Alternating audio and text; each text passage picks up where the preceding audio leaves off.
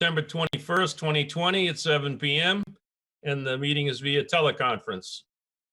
As chairman of the Budget Review Committee, I find that due to the state of emergency declared by the governor as a result of the COVID-19 pandemic, and in accordance with the governor's emergency order number 12 pursuant to Executive Order 2020-04, this public body is authorized to meet electronically. Please note that there is no physical location to observe and listen contemporaneously to this meeting, which was authorized pursuant to the governor's emergency order. However, in accordance with the emergency order and confirming that we are providing public access to the meeting by telephone with additional access possibilities by video or other electronic means. To access the Zoom, please refer to the agenda or the city's website for the meeting link. The meeting ID is 817-7924-5183, and the passcode is 189376.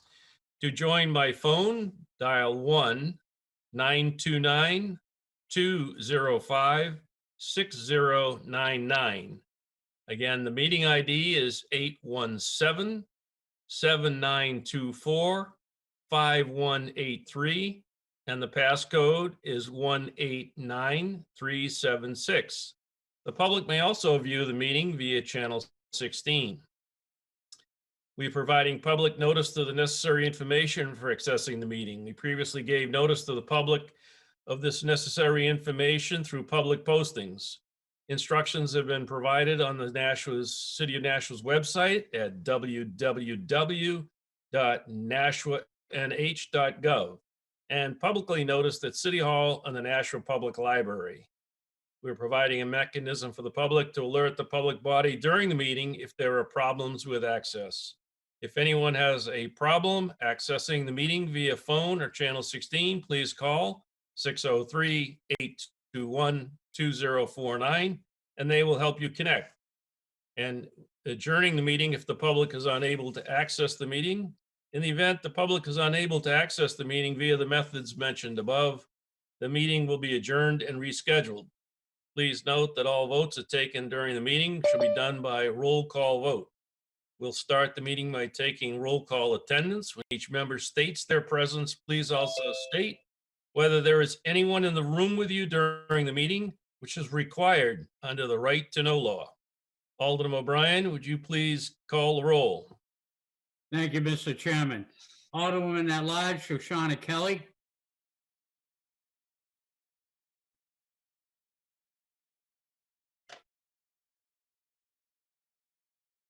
I know that she's present. She's on mute. Right. I'm here. Sorry. I was trying to, I could not unmute. It was, sorry. I am here. I'm alone. She's wrestling with kids. Thank you, Shoshanna. Thank you. Alderman at large Michael O'Brien is present. I am alone and practicing social distancing, and I can hear the proceedings. Alderman at large Laurie Wilshire. I'm present. I'm alone and I can hear everyone. Alderman Ernest Jetty.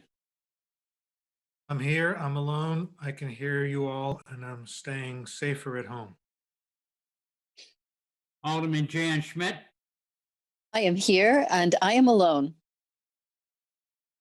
Alderman at large Ben Clemons. I am here alone at home. And Chairman Richard A. Dowd. Yes, I am here. I can hear everyone. I am alone and I'm practicing social distancing in accordance with the governor's instructions. Also, Mr. Chairman, in attendance, we have Aldermans Cleaver and Lopez. Also in attendance, Mayor Donches, John Griffin, Chief Financial Officer, and expected possibly is Dan Donovan, Chief Operation Officer. I see Mr. Donovan on. Okay. And also too, I just also see Mr. Chairman, Alderman Lowe has also joined us. Is there any other alderman that I have not called? Thank you. Seeing none. Mr. Chairman, we have 7 members present. Thank you. We also have Director Kleiner on with us. And I think you mentioned John Griffin. Okay.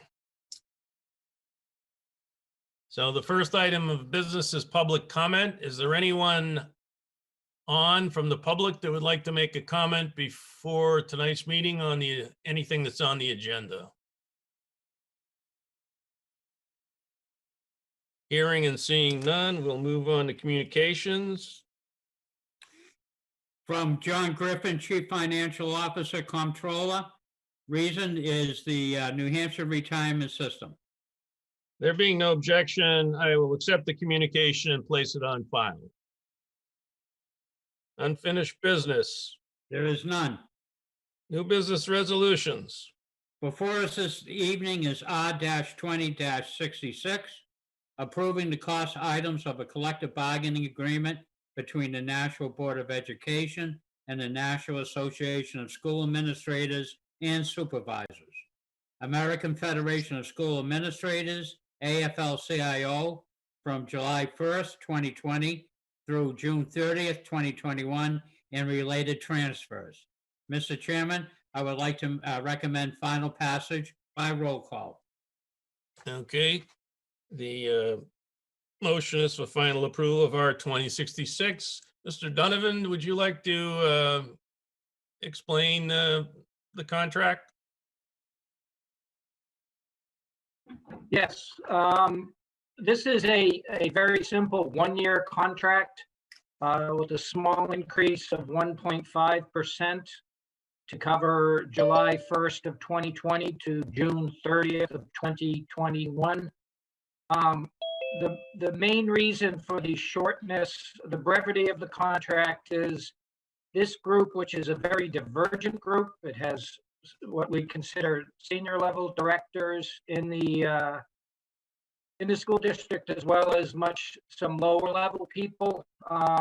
So what they were really looking for this year was to have some sort of salary scales.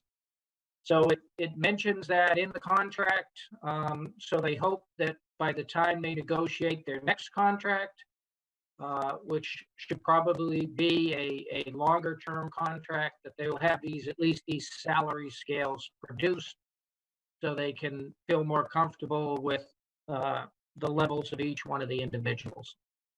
So other than that, there are no significant or other changes to the contract. There's a couple of wording things, but there's no other cost items in the contract. Is the action that was taken relative to the president of the union a cost item? Oh, allowing that person to go to a membership meeting, some sort of union meeting, right? Yeah, just like the other unions, right? Yeah, Yes. that's not new, though. That's been in for a couple of years now. Okay, I assume, Mr. Russo, that you're the I am the president, president of the union? I am, sir. For those that don't know, Mr. Russo works for the school department. Okay, any other questions relative to the contract?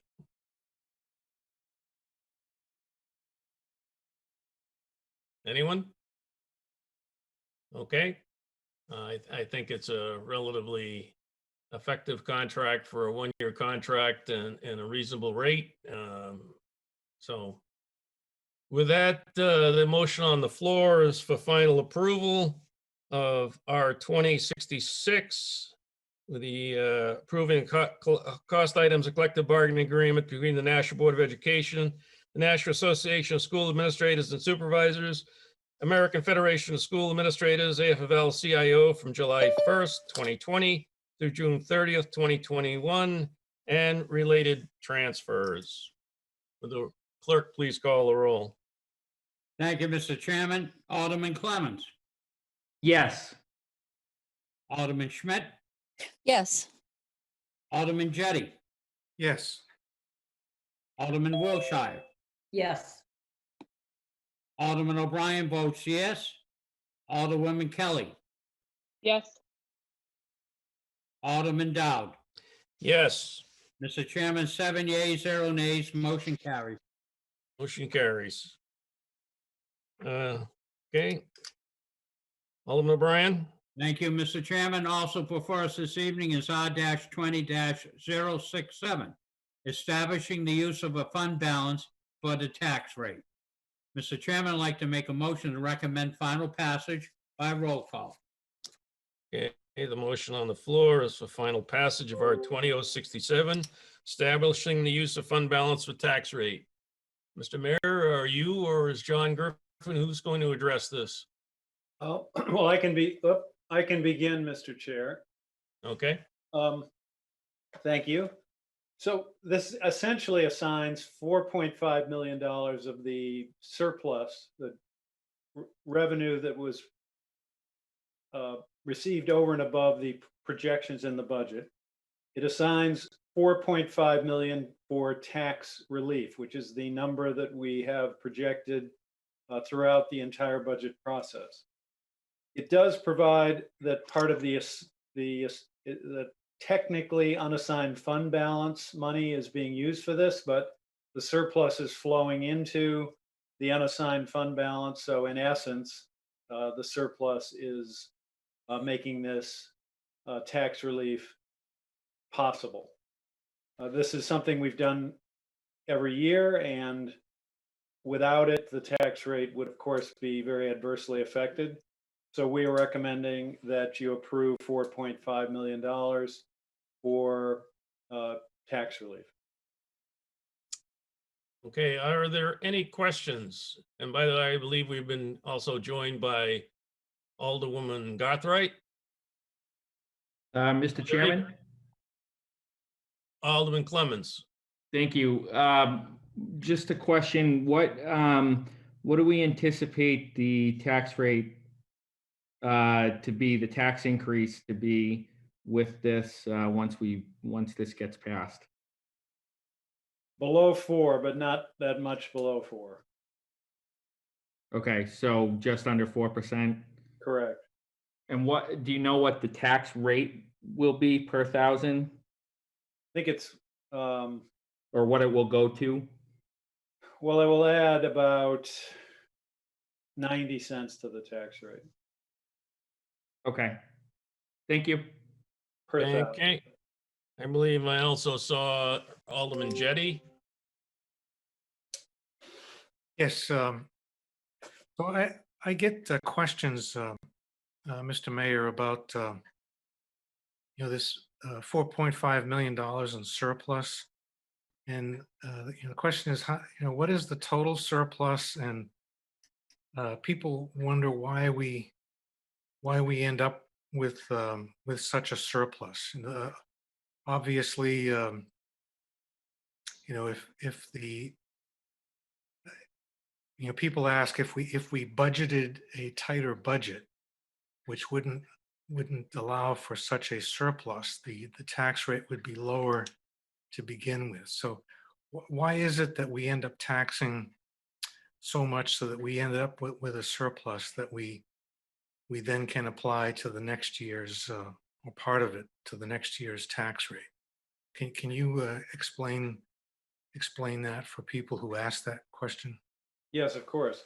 Well, first, Alderman Jettie, I would like to congratulate you because I heard you speaking today about how this is your 50th anniversary as a practicing lawyer, which is impressive. So all in Nashua. Thank So you. congratulations on that.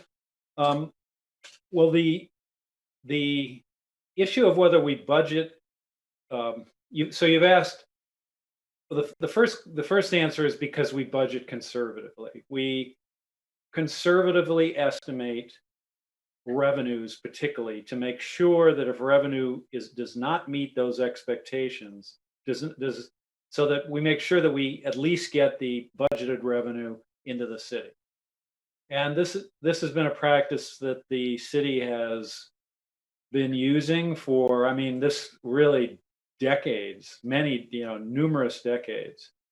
It is part of the reason, in terms of our conservative budgeting in this fashion, it is part of the reason that we have a AAA bond rating. So the steps we're taking really are do not result in higher taxes. If we had budgeted, now we're talking the surplus out of fiscal 20, right? The budget that ended in June 30, 2020, a few months ago. If we had budgeted $4.5 million less in revenue, we would not have $4.5 million now to buy down the tax rate. So in the end, if you were to project lower revenues, or excuse me, higher revenues, if you were to project higher revenues, you then wouldn't have the money. It would result in a tax rate that was $4.5 million lower, but then you wouldn't have the 4.5 million to apply against the tax rate, so the tax rate would jump up $4.5 million. So in the end, it is tax neutral. It does not result in higher taxes. You follow what I'm saying? Yes, I do. Thank you. Isn't it also true that we have to be really careful of not having a budget that we exceed during the year, because even prior to some legislation that changed, it used to be extremely difficult to go back and add money to the budget in an emergency situation. And that's why our bond rating is higher, because we keep the money in reserve and have it in case of unknown unknowns. Mr. Griffin can jump on that if he wants to, but I think that's part. We've always, all of the budgets try to be very conservative, including the school board budget as well. Yes, Mr. Chairman, if I may, what the mayor had indicated is absolutely correct. It's much easier to conservatively budget revenue and enjoy applying it against the tax rate than trying to be real close and the revenue doesn't come in, and then we have to do other things like use fund balance. So it's a good strategy. It's duly noted in our ratings reports from Fitch and Standard & Poor's, and it's served us well. Furthermore, we anticipated when we put this together a $5.25 million surplus in revenue, predominantly from motor vehicle registrations and interest on investments. And we are applying the 4.5 to the tax rate, recommending that, and the remainder of that surplus would go to grow the unassigned fund balance, which we project to be about $30.8 million when we close all the books. Thank you. Okay, any other questions? No? Okay. The motion on the floor is to recommend final passage of R20-067, establishing the use of fund balance for the tax rate. Alderman O'Brien, would you please call the roll? Thank you, Mr. Chairman. Alderman Clemons, Yes. Alderman Schmidt, Yes. Alderman Jettie, Yes. Alderman Wilshire, Yes, Alderman O'Brien votes yes. Alderwoman Kelly, Yes. Alderman Dowd. Yes. Mr. Chairman, 7 yeas, 0 nays. Okay, thank you. The next motion before us is R20-069. Alderman O'Brien. Thank you. Before us also is R20-069, relative to reappropriation of fiscal year 2021 escrows. Mr. Chairman, I'd like to make a motion to recommend final passage by roll call. Okay, the motion on the floor is to recommend final passage of R20-069 relative to the reappropriation fiscal year FY 2021 escrows. Mayor, are you going to address this? Yes, Mr. Chair. Thank you again. So again, this is part of the annual budgeting process that we undertake. This is the escrow process that we've done for many years. What the funds we're dealing with here are the money that we've saved during the course of the year and not fully spent the budget. So we try in many ways to save money throughout the course of the fiscal year. And we're able to, in this case, save about $4 million below what we actually budgeted. And it comes from various different accounts.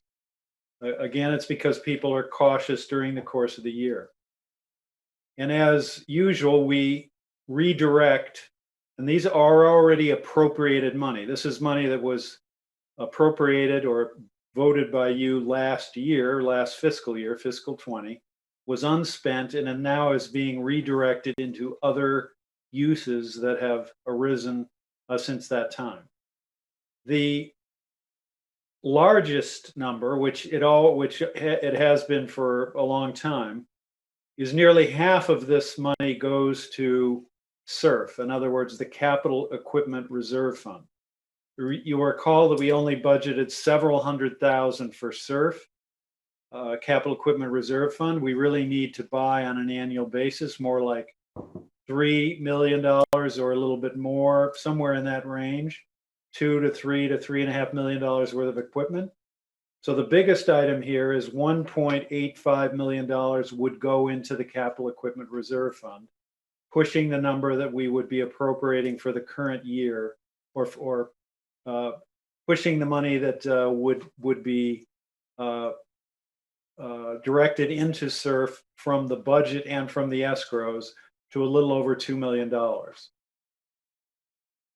The other significant items are, there is $200,000 that is going to go to the city building ETF.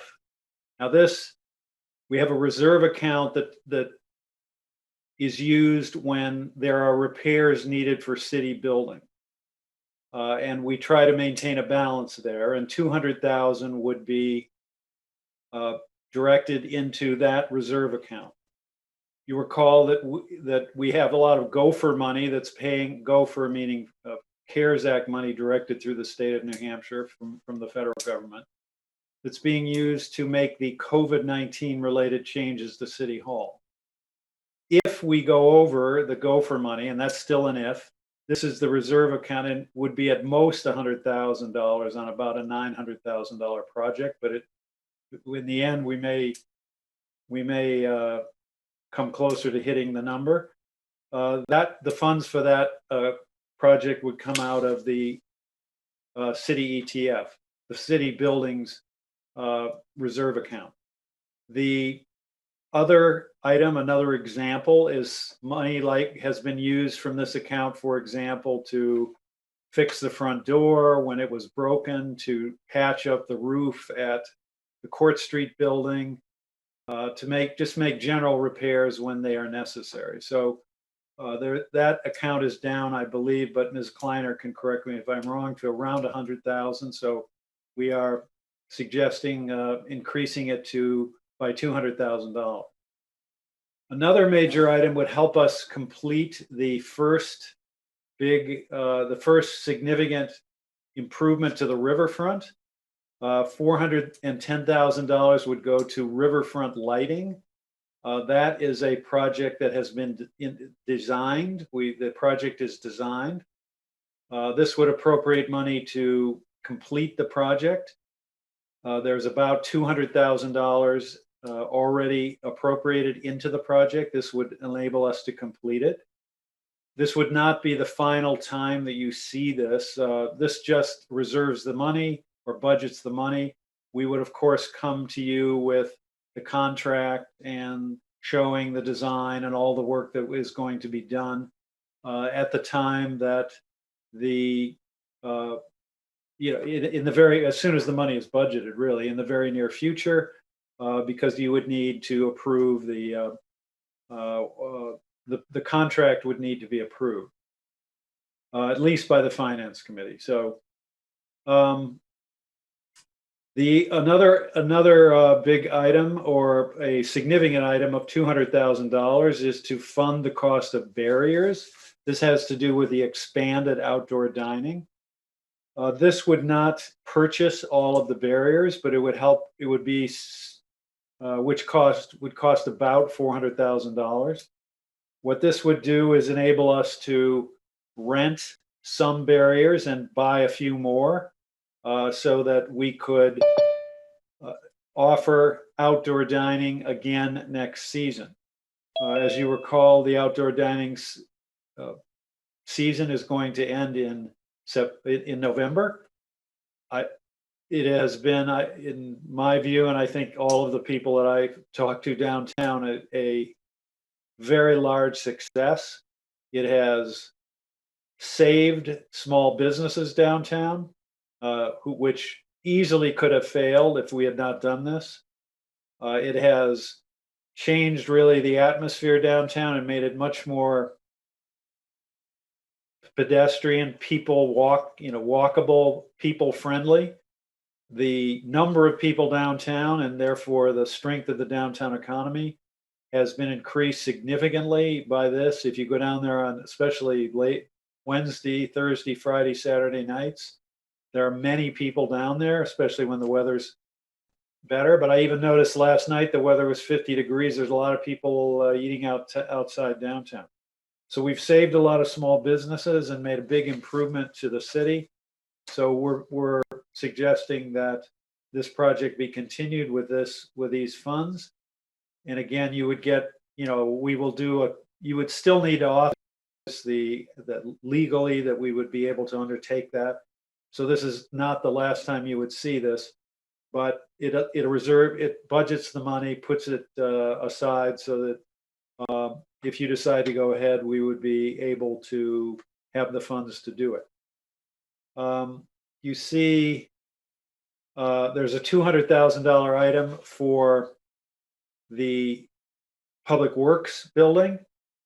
Reason for that is we have been anticipating that the sale of Burke Street would yield $3.9 million, and the bond issue that you approved, contingent subject to that sale, projected $3.9 million. The 200,000, but now it appears, and this hasn't yet, now it appears it's going to sell for 3.7 million instead of 3.9. So this would close that gap and leave that project, assuming that the sale closes, would make that project whole. Now there are smaller items that you can see and you can ask about. I won't go through all of the different items on the list.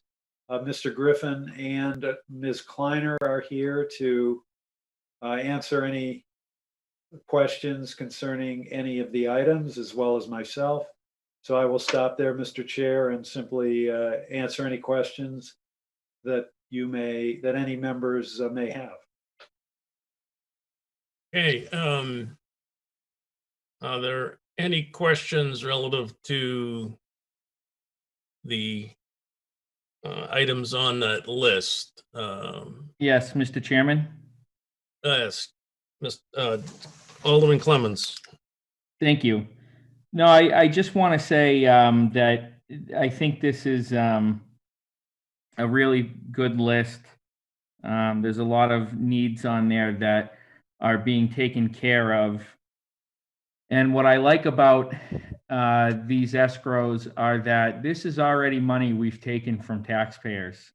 And I think that that's the important thing to understand about these, is that this is not affecting next year's tax rate. This is money we already took from the taxpayers, and we are reappropriating that money elsewhere and for different purposes. And the reason we're able to do that is because number one, we budget well, and two, we have departments in this city that also carefully spend their budget, and so we're able to do this year after year. And I think it's a good process because we can really whittle down some of the things that are some ongoing issues that we're trying to take care of, like the lighting on the around the Riverwalk, or new things that come up like the barriers on Main Street. And it gives us flexibility to be able to do those types of things outside of the regular budget. So I wholeheartedly support this, and I hope the rest of my colleagues do as well. Thank you. Okay, thank you, Alderman Clemens. I believe that the police department wants to have a comment. And Chief Kerrigan has returned. You're on mute.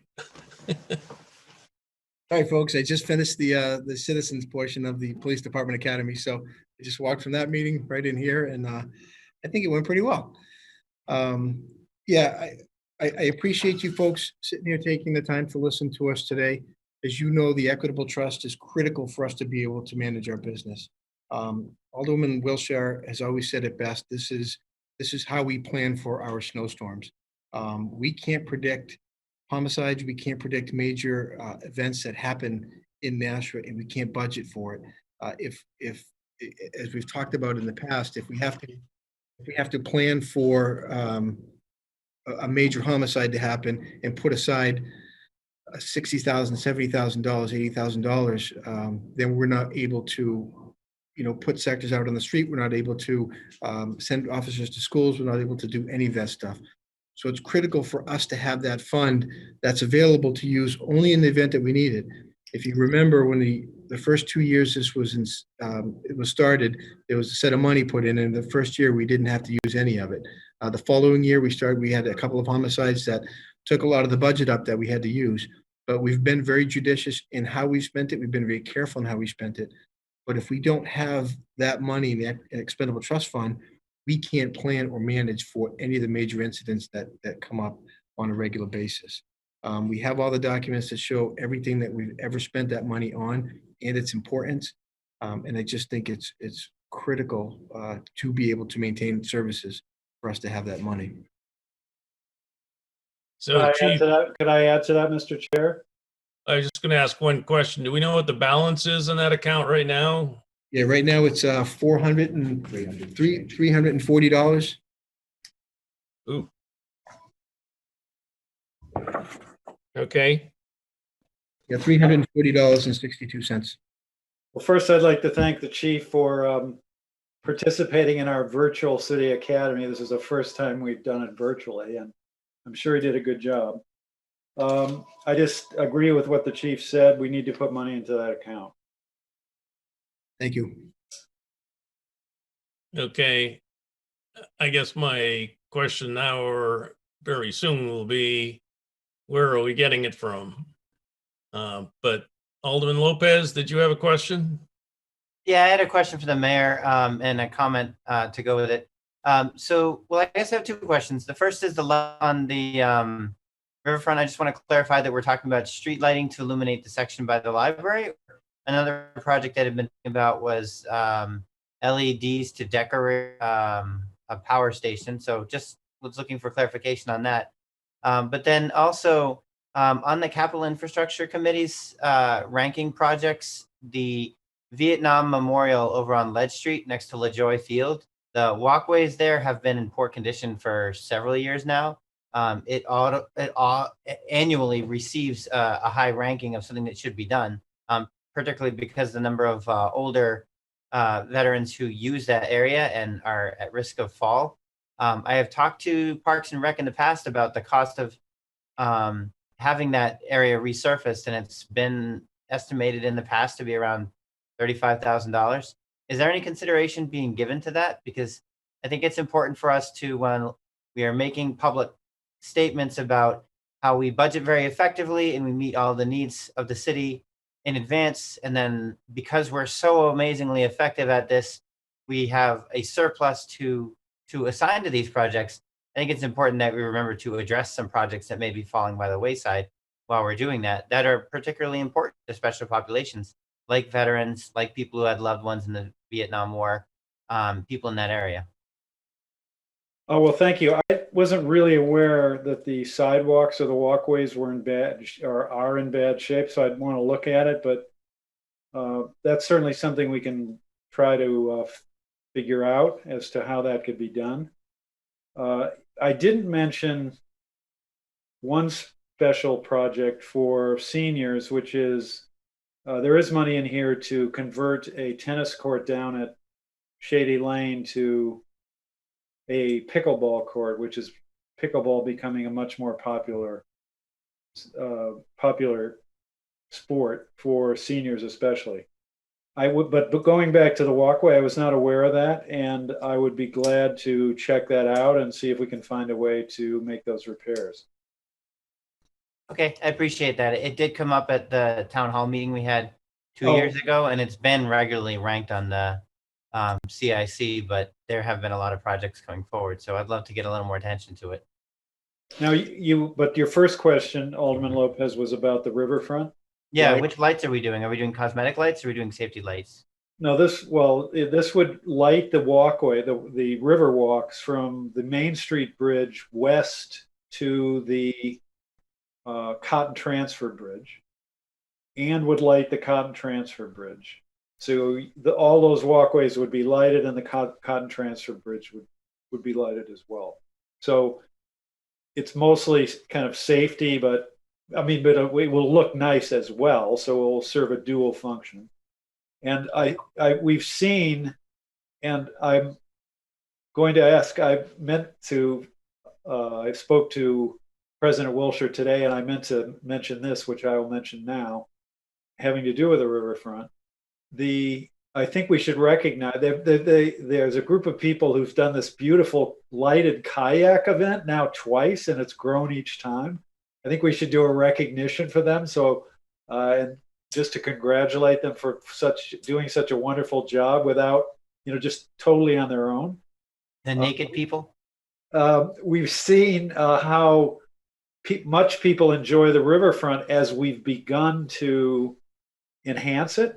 And that's why this project is so important. If we can light the river walks so people can walk safely there and have it look nice during night, at night, they'll be able to see the Cotton Transfer Bridge. That will be lighted as well. People can walk across there. So this will be a considerable enhancement, which will complement all the efforts being made by our citizens and others to enjoy the river, as one of those things being this lighted kayak event.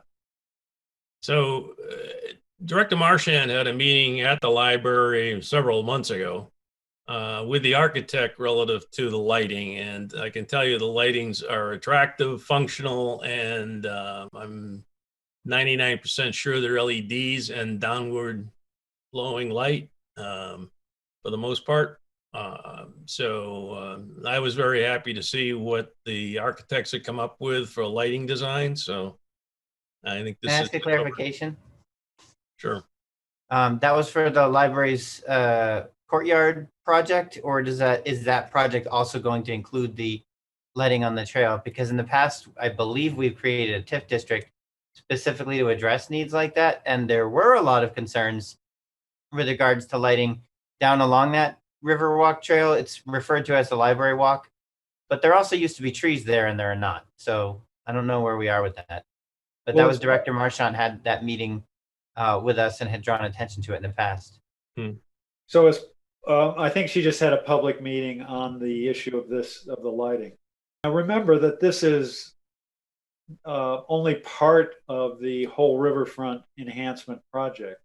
If you look at the entire design to be funded by the TIF, the river walks east of the river, one on the south side near the library, as you, Alderman Lopez, have mentioned, that will be improved as well. But this is just the first part of it. And I thought there was a plan. I just wanted to comment on that part of it so that people didn't think we're improving the part where nobody lives while neglecting the part over by the senior center where everybody is concerned about. So that is in the pipe, and I want to make sure that that's known. And I would definitely appreciate some attention to the LaJoy Fields and the Vietnam Memorial Walkway as well. Definitely. Now, I agree that we want to, of course, make improvements down towards the senior center, but I only take exception to the fact that no one lives west of the bridge. There are at least 1,000 people that live within a stone's throw of there, from Clock Tower to Cotton Mill to more like 1,500 people. The Lofts 34, there are a lot of people who live right around there. So there will be The entire neighborhood of Cottage Street, their backyard is completely unlit and there's things going on back there, which makes them nervous. And they typically use that very frequently. So there are neighborhoods down there. They just don't get as much attention as some of the other areas. Well, yeah. So you're saying no one, well, I thought you meant west of the river, no one lives, but Well, they don't live directly on it because we own that property, but it's a very steep hill and they're all looking down on it. And they all use that as a shortcut, especially since there's a footbridge on that side too, that they can use to get to places like Margaritas and the northern side of the river. So there's a lot of foot traffic that takes advantage of that. And it's mostly specifically those neighborhoods. And those neighborhoods in general, people forget that they're there because it's basically you're going down Temple Street and people think more towards the center of town and they forget that between Temple Street and the river, there are a lot of neighborhoods. definitely. And Cottage Street is actually a really nice street. So we definitely want to, that's part of the plan. If you look at the Riverfront Master Plan, that's definitely in the plan. This is just the first small stage. Okay, thank you. Okay, any other questions, comments relative to the items on the list? Alderman Yes. Betty? I've had my hand up as well, Alderman Dodd. Okay, I'll have you right after this, okay? Thank you. So I think I've raised this in the past, and several people have mentioned this to me as well. And I have a concern that the Budget Review Committee, when we put together the budget, we spent a lot of time, a lot of nights reviewing all of the requests by the departments on how to spend the money, the city's money for the next fiscal year. And what happens is that so we budget, we raise a certain amount of money. We end up in most years we end up with a surplus because we raise more money than we spend. And then in the some of the projects that we've approved, we haven't spent the money on, so we have this surplus money, part of which we earlier agreed to put it towards next year's tax rate. And now we've got this other surplus here that we are funding projects, and I don't know if I'm right about this, but funding projects that didn't make it through the vetting process by the Budget Committee or the Capital Improvements Committee, and didn't get funded in the first instance. And I'm concerned that we're now, with this surplus money, we are now funding projects without maybe without the complete vetting that that should be done. These projects are getting picked out, I'm afraid, by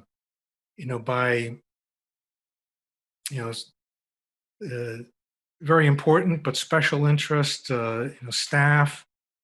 They're not competing against the rest of the projects that were competing when we went through the budget. And I don't know if I'm right about that, but I'd like to know what the mayor has to say about that. But whether or not it would be wiser in the future that when we have a surplus like this, that we hold it in surplus, and when we review next year's budget, these various projects, let them compete against all of the other projects that are being proposed by the departments, so that it's a level playing field, and things that were nice and are very worthy, but didn't make it during the budget review process, are now getting a second shot and a second bite at the apple.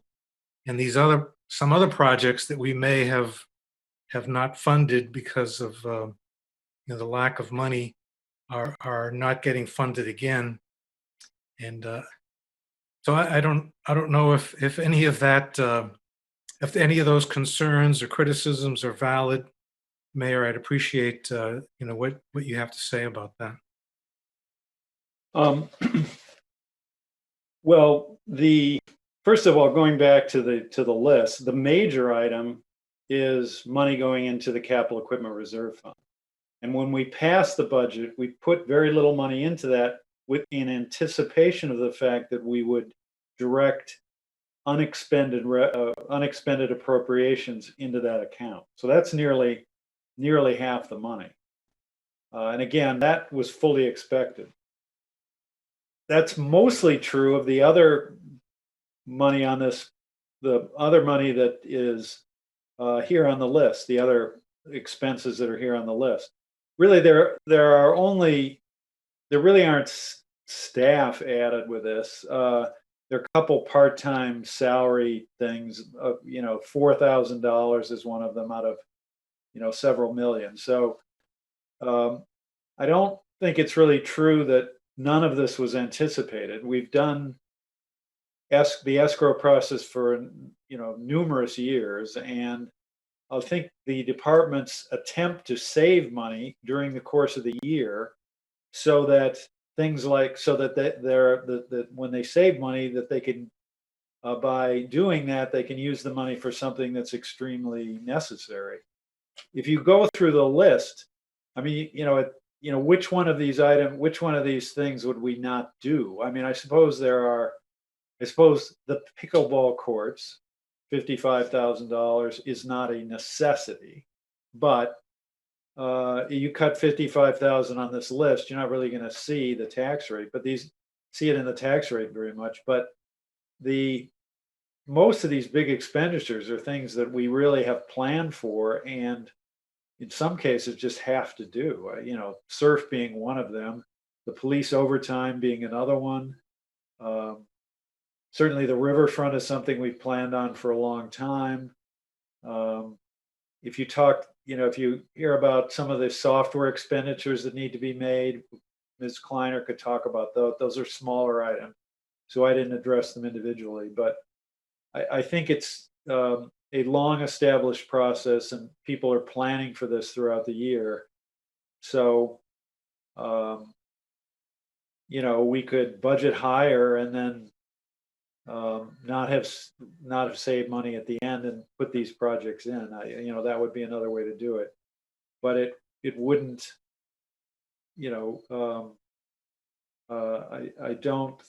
It's not that these projects haven't been planned for, and it's not that the escrow process just comes out of the blue, because it's a long established practice. Just one thing, we're talking about 2020 money. The budget process we just got through was FY 2021 budget.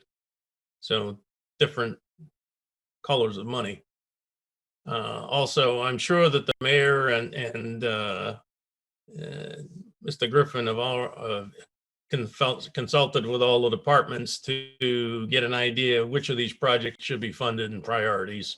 And as the mayor said, we do this every single year. We don't ever cover anywhere near enough in capital improvements every year. We end up woefully short. So these are the types of things that can get covered if at the end of the year we end up with this money. I don't know if you wanted to add anything to that, Mayor, or. Well, there are a lot of things. It's not like we just put everything on this list. There are a lot of things that were requested that aren't here. Right. And, some of our favorite so-called pet projects don't get funded at all. For example, I really like the library park, but that is the park that would be between the library and Court Street. I think that would be a great addition, but there wasn't enough money. We didn't put anything to that. So there wasn't enough money. These other things are far more necessary. I mean, would I rather, in terms of what I emotionally would love to have, would I rather have that park than,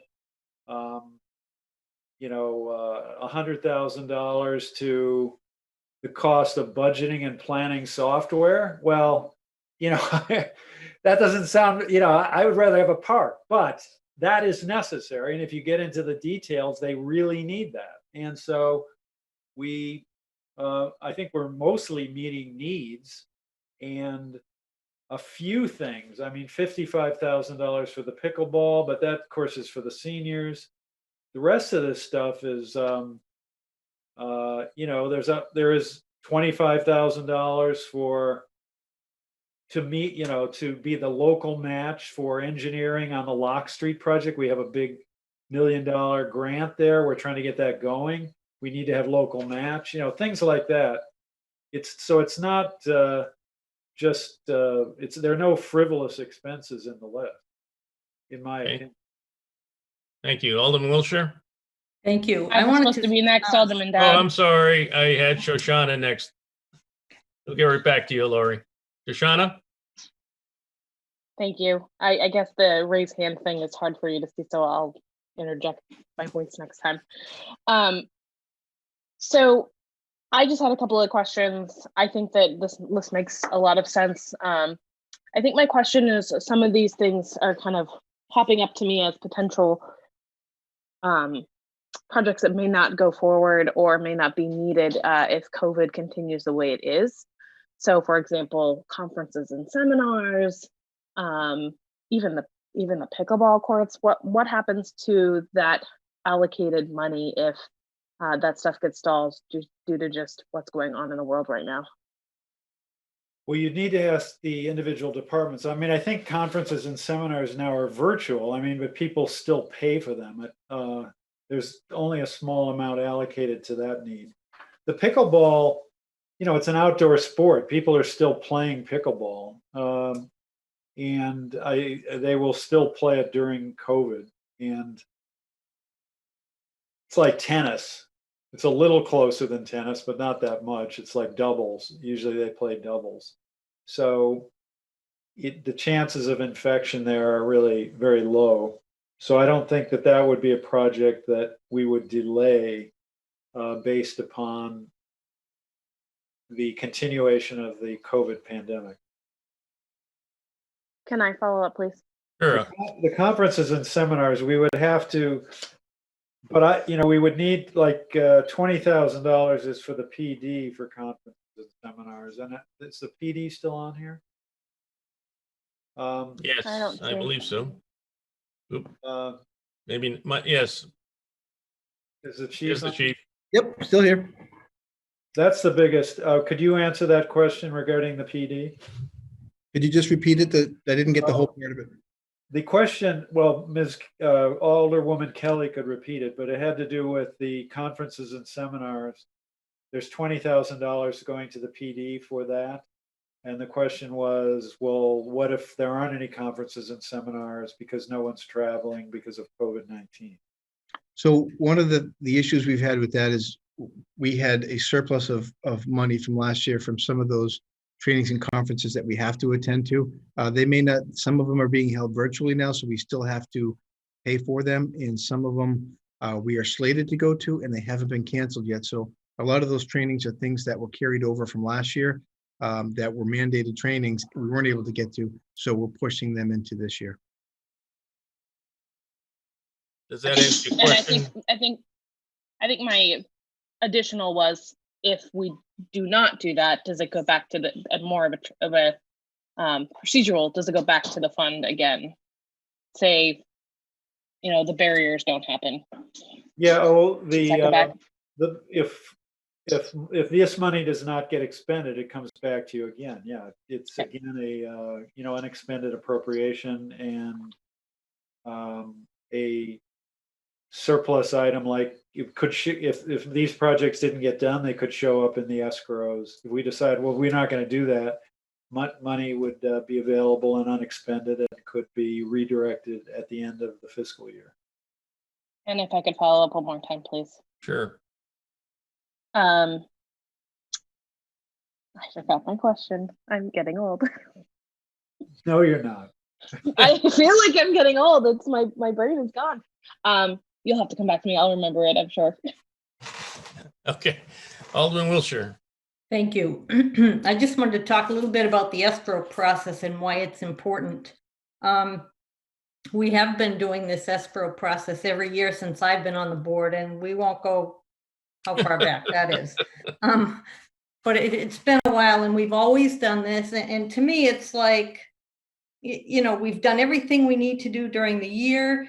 We do it prudently. We do it, you know, with an eye towards, you know, let's get the best we can for the money we have, and let's move forward. And these departments that had surplus, you know, we've always tried to work with them, the departments that have it or need it, to do things like the Board of Aldermen was the beneficiary of money from the building fund, the city building fund. So the renovations to the chamber came out of that, because at year end, the Board of Aldermen would have, you know, $15,000 left over because of a part-time position, and we were able to put it into that fund so that, you know, 10, 12 years later, we could help pay for some of the renovations to the chamber. And that's what we have to do to get projects done. And not to mention just buildings. I mean, just like the police chief said,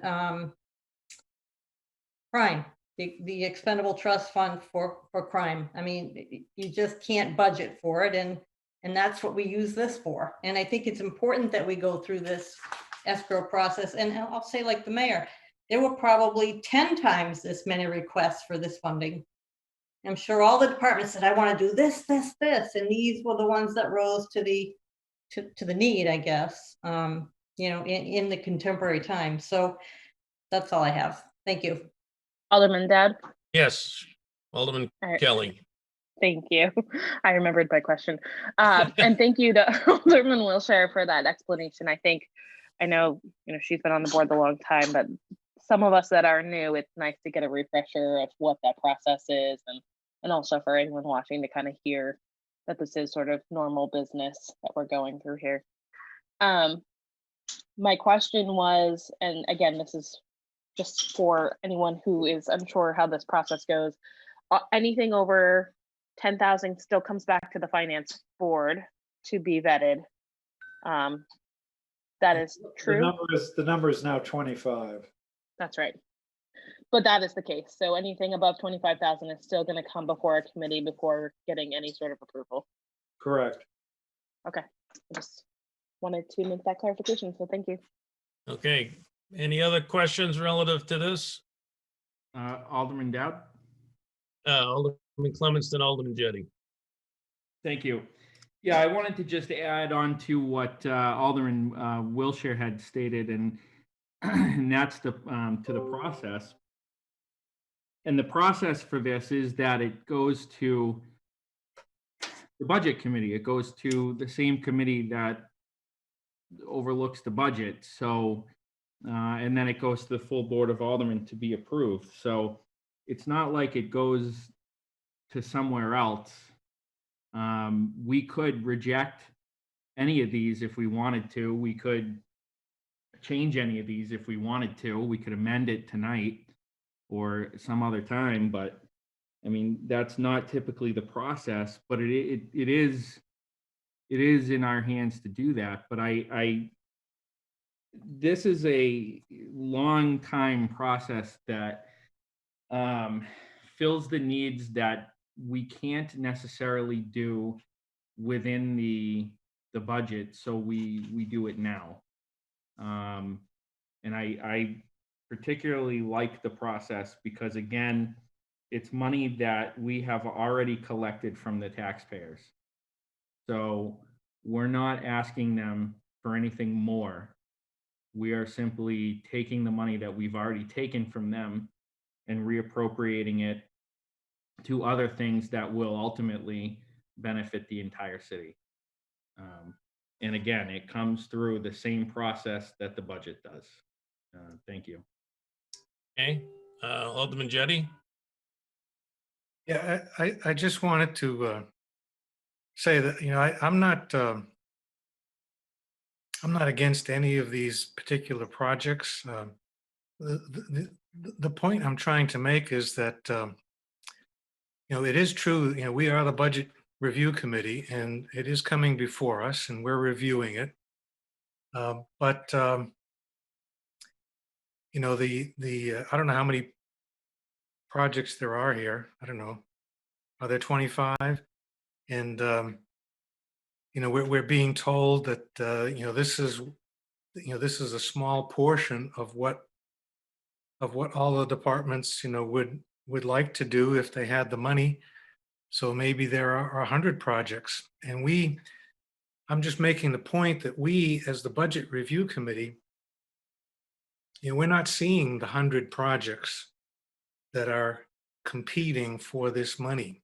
We're seeing the projects, the whatever number there is here, if there's 25, we're just seeing the ones that have been picked by the mayor and the staff, and I don't know who has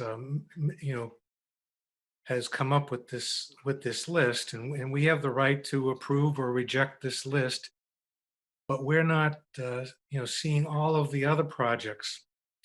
For example, the project that Alderman Lopez mentioned about the sidewalks. We're not seeing all of those things, and we're not they're not all competing against one another. We're getting a culled list, culled by somebody, and I'm not saying that this is not the ideal list from all of those projects. I'm just pointing out that it seems like I know this has been a long going process, and I appreciate the experience of Alderman Clemons and Alderman Wilshire and yours. I'm just repeating what people have said to me and what I myself have thought. Another way of doing it, and I appreciate what Alderman Clemens says. This is not new money that we're increasing the taxes to get from the taxpayers. It's money that we already have. But this is if another way of doing this would be to hold that money in reserve and let all of these projects compete against the rest of the projects when we consider next year's budget. Just another way of looking at it, and I just wanted to express my my thoughts about it. Thank you. Well, Alderman Jettie, now remember that the budget itself works the same way. I mean, I, as the mayor, propose to you a budget, and it has specific numbers in there. And it's not like, and I've gone through it all and have made a proposal to you. There's a lot of things that have been, quote, culled, unquote, before you get the regular budget too. I mean, if we put everything in the budget that every department asks for, I mean, you'd have a much higher proposal than what you got.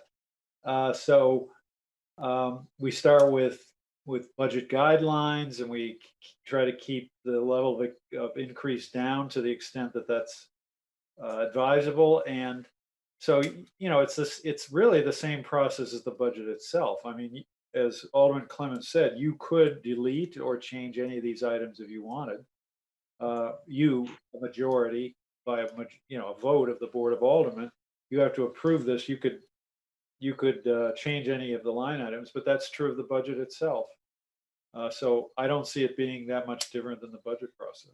Yeah, it's not the job of the Board of Aldermen or the Budget Committee to go out and seek these projects from the different departments. That's why we have an administration headed up by the mayor, who works with the departments to come up with this list and present it to us, and we can approve, we can reject, we can change, just like the regular budget process. But we would be micromanaging if we all of a sudden started trying to cull this list from all the departments in other parts of the city to see where we want to spend it.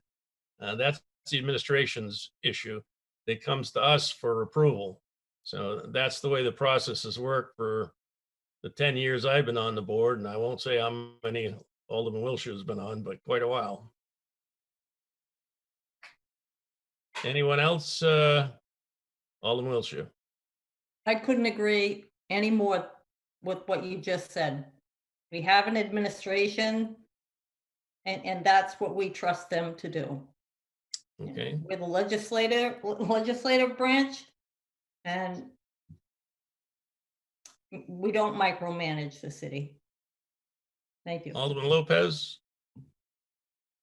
Yeah, wondering how the cabinet infrastructure committee fits into this. My understanding is that it's from the city charter, and that is also a review process, but clearly it's either too slow or there's.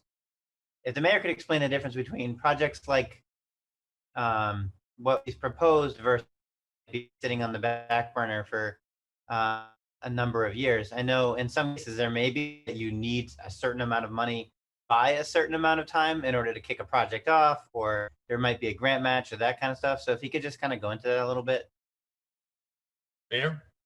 All right, now you were breaking up a little bit as you were speaking, so I didn't quite get the entire question, but I think you were asking me what procedure we go through to try to decide which are the most important projects. Well, more specifically, you're not doing exactly the same thing that the Capital Infrastructure Committee does annually, which is what was discussed, where they take all of the projects city departments have, they put them on a wall, they rank them, they review them, they go through them, and then they make recommendations to the Board of Aldermen and the mayor as to how those should go in the budget. So that happens like around January or so of every year. But there's a specific reason why using escrow funds in this particular case has an advantage versus just funneling it back into paying down the taxes. And I mean, some examples might be that if there was a need to start a project now rather than wait until the entire budget project. Can you talk about how it makes more sense to use escrow money for these particular projects than to wait for a capital infrastructure committee? Well, now we're talking about the Capital Improvements Committee, I think, is this. Yeah, sorry. Because when you use the word infrastructure, I'm thinking about the Aldermanic Infrastructure Committee. Yeah, that is confusing. Well, first of all, most of these projects would not go to, most of these expenditures would not go to the Capital Improvements Committee because they're either not capital improvements in that sense or they're too small. For example, $25,000 for radar signs, flashing speed signs to keep traffic slower. That would not go to Capital Improvements Committee because it's not big enough. So SURF, the biggest expenditure here, would the Capital Equipment Reserve Fund, that does not go to the Capital Improvement Committee because it's an annual appropriation that's done every year. Now, a few of these things might, certainly the Riverfront project would, but that has gone to the Capital Improvements Committee and it's been, and to the Board of Aldermen, and you've reviewed it and approved it yourselves. So that is, definitely on our priority list. City buildings ETF, that money wouldn't go to the capital equipment. That wouldn't go, to the Capital Improvements Committee because it's just an appropriation into a reserve account. Now the barriers, that also actually wouldn't go because a lot of that's just rental, so yes, we want to purchase a few, and that came up so suddenly, but that's not really something that would go to the Capital Equipment Reserve Fund, or to the Capital Improvements Committee. So I think these are largely a different type of project. Pickleball would be too small. These matching funds are too small. So most of this, probably the only things here that would go were it a new project to the Capital Improvements Committee is Riverfront. I don't really see another one. Well, and there are projects on that list too, but I wanted to point that out because Alderman, I know Alderman Jetty's been on it. I'm sure that Alderman Dowd and Wilshire have attended them in this, but it's important to differentiate those things because when you hear constituents may have heard of this committee or this process, that kind of stuff, it doesn't always mean that it's the right one or that it's the best one for the job. I've heard some of the comments by other aldermen here saying that this is an opportunity to take longstanding projects that we've wanted to do and use money already from the taxpayer to do those, so it doesn't raise the tax rate. And there's value in that, but some of the projects aren't necessarily long-term and haven't wanted to do them for years.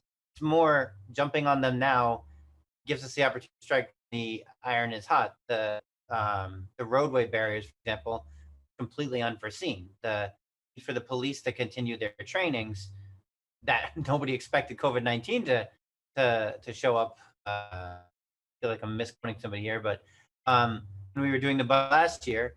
So there are examples where using the escrow funding does provide flexibility, and it is important in the context of, you know, what is there an advantage to do right now versus do later on. I don't think it necessarily serves anybody to really try to get every single city project and city department resubmitted and then reevaluated here in September just to look at the smaller money that the escrows present.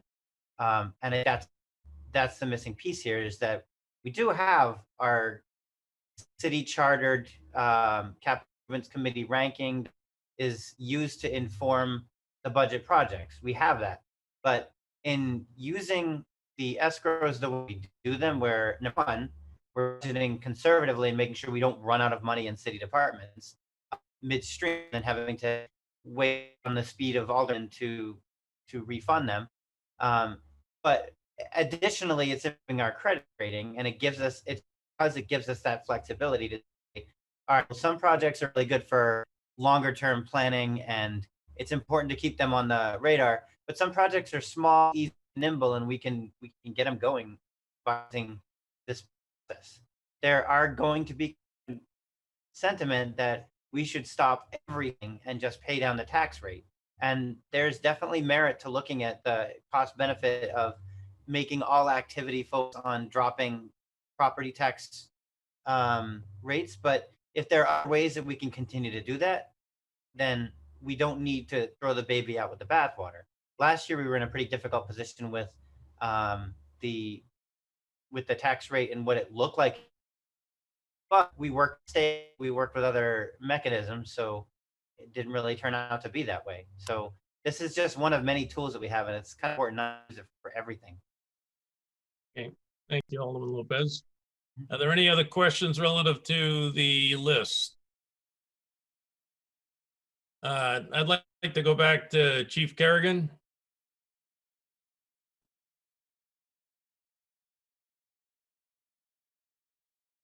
I'm here, folks. I apologize. I'm just helping Lieutenant Gephardt through the Citizens Academy, the last section. So I missed that part, and I apologize. You really are multitasking. I'm jumping between two. So the Executive Trust Fund for major crime is at a ridiculously low amount.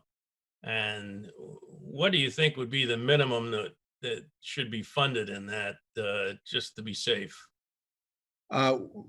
I think 100,000 is where we absolutely need to be. And again, guys, if we don't need that money, it stays there till next year. So, but it's there. You know, we had the year before last, we had a whodunit homicide that ate up over $78,000 very quickly. So those can get expensive, and it's something we can't predict. But if we don't need it, we don't use it. We've been in a fairly low crime so far this year, knock on wood. Hopefully we won't need it. And if we don't need it next year, we're only asking for the difference to keep it right around 100,000 per year. Yeah, the way things are going right now with a number of different avenues, things could happen. And I think we ought to be prepared for it. So my question before I make a motion is going back to the mayor or Mr. Griffin. Do you want us to increase this dollar amount by 100,000, or do you want us to take it from? My first guess would be 100,000 from SURF. Mayor? Mr. Chair, now I think the number in this list is 48,000, right? So it's the gap there is 52,000, correct? Yeah, Chief, is that right?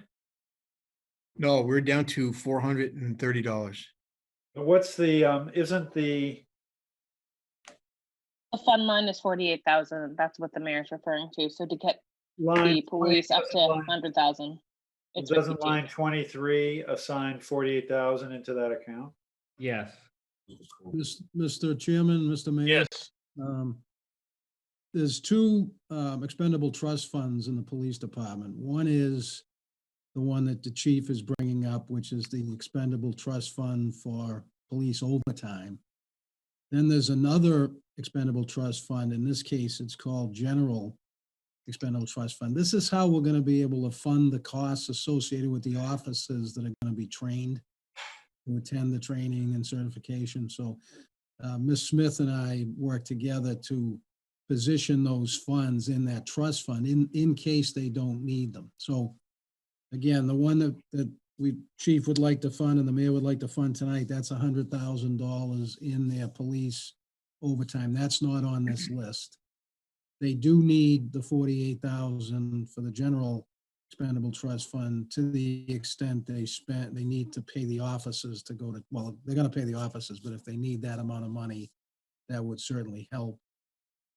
And just, it does appear that bringing the 1.85 SURF down to 1.75 may work, because that's the largest amount.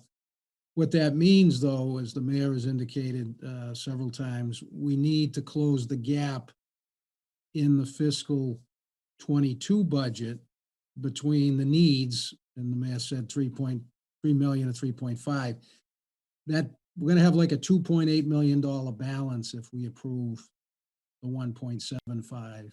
We'd have a 2.9 balance if we approve the 1.85. So we're getting close. But that, if there's any questions, I'd be happy to answer them on that. But I just want to make sure that we have the distinction between the two police department expendable trust funds. Okay.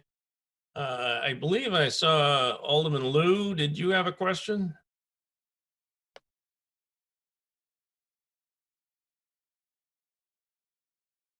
Alderman Lou? Evidently not. Alderman O'Brien? Yes, before you make your motion, I do have a question. As what Chief Corrigan says, you never know if there could be an additional homicide in the city, and coming from my roots on the fire department, I can't guarantee you there's not going to be a 5-alarm fire either. So therefore, what money would it cover if we were to have a major fire into the city? And should that also be included in this possible amendment? Anybody want to cover that? Mr. Griffin? Yeah, I could take a shot. Generally, those 5-alarm fires, hopefully we don't have any, but to the extent there is overtime, crews called in, companies called in, that's funded, that's been successfully funded by the fire department's budget since I've been here, since 2010, and probably prior to that. But I don't think there's any fire executives on the call, the Zoom here, but historically they've been able to fund it through their budget. Yeah, Well, if go I ahead, may- Alderman O'Brien. I do take some umbrage to that, because if it comes out of their fire department budget, then I am concerned if chief officers would not go to greater alarms and protect the safety and needs of his members because of funding needs. And then second too is they do occur. I've had a couple, but to have it come out of the fire department budget, that's almost like saying that we don't have any fires. We do. And to have it come out of the fire department budget, that means something else doesn't get purchased. And if something else doesn't get purchased, what's missing in the fire department? If I may, Mr. Chairman. Yes, Mr. Griffin. The fire department, I see the difference, and Chief Corrigan can help me out here, but The fire department is working on fires that hopefully get extinguished very quickly. So they use the companies on board, they call in companies, they have mutual aid, et cetera. I think what Chief Corignan's talking about is there's a homicide in the city that's gonna take a lot of effort in overtime and the sustainability of the detectives that are working the cases, et cetera. So there's a little bit of a difference, but I'm not going to be able to speak for Chief Rhodes or Chief Corrignan on this, but I think that's why he needs the 100,000, because it's for those instances where there's some type of crime that needs intense sustainability of figuring out who did it. Yeah, thanks, John. If I could just jump in, that's exactly, what we're asking for. We have cases, shooting, stabbings on a weekly basis that we investigate that takes 2, 3, 4 days to complete and a full complement of officers. But those we absorb in our normal budget as the cost of doing business. Why we have this contingency fund is for any major incidents like a homicide, a whodunit homicide, double homicide. We've had times where we've had 2 in the course of 3 weeks. Those take up a tremendous amount of resources and require a lot of officers to work 24/7 for a long period of time. And that's what those funds are generally used for us. Now, taking away, the fire department is extremely busy. They go to the fires, but like us, they absorb a lot of that in their budget too. And I think that the slight difference here is both the fire department and the police department have mutual aid. The police department only has mutual aid if there's an insurrection, if you will, and they need a bunch of officers coming from Manchester. In the fire department, if we have major fire, we have mutual aid from, I've seen as far away as Lowell, Manchester, Merrimack, and we don't have to pay for that. And they don't have to pay for mutual aid in the police department either. If we have troops come down from Manchester or the state, they pay for it. Just like if we go to help up in Manchester, it comes out of our budget, not out of their budget, I believe, right? And so it's a little bit different. If we have a major crime in Nashua, it's not going to drive mutual aid. It's going to drive a heck of a lot of overtime in the detective bureau and investigations that can be quite expensive. And I can think of a few over the past few years. And some of them cost even more than the 100,000 we're talking about. But having $400 in the account is crazy. So unless there are other questions, I'm ready to make a motion. Alderman Lopez, directly related to the issue. Yeah. I thought it was important to notice that while we've been talking about homicides and murders and that kind of stuff, we are seeing a surge in overdoses. So that suggests that there's considerably more drug trafficking taking place in the city than we've been able to interdict as successfully as we have in the past. So that's an example where there is a lot of investigation and follow through and all that kind of thing. There have also been a number of minor crimes that are only minor because nothing really has come of them significant. Fireworks, the most obvious example. Those are a nuisance until they land on somebody's roof. And then we do need the fire department to come and manage a large scale event.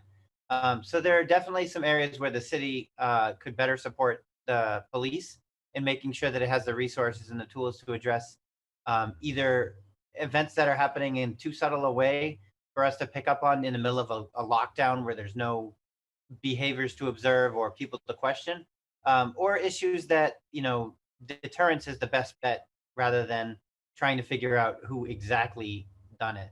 And it's important to notice and to note this because there's been a lot of misunderstanding or misinterpretation, in my opinion, of the whole defund the police movement.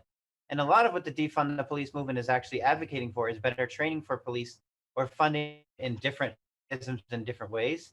And I think in recognizing the risks that certain crimes or certain behaviors might prevent and training officers to better address those, we are able to apply a less militaristic approach. That's something Nashua has done very, very successfully for years. And I think a lot of communities are looking at how we do it specifically as an example.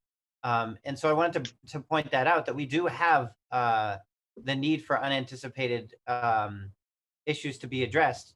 We just haven't entirely figured out them yet. Yeah, and Okay. if I could just make sure, Alderman Dowd, I'm sorry. Yes, go ahead, Chief. Thank you. I'm sorry for going out of order. I just want to be clear, all of our narcotics enforcement and our overdose enforcement, that all comes out of our normal budget and our asset forfeiture funds. So those are not items that we would use this $100,000 for. We're talking those major crimes that require a lot of manpower and resources.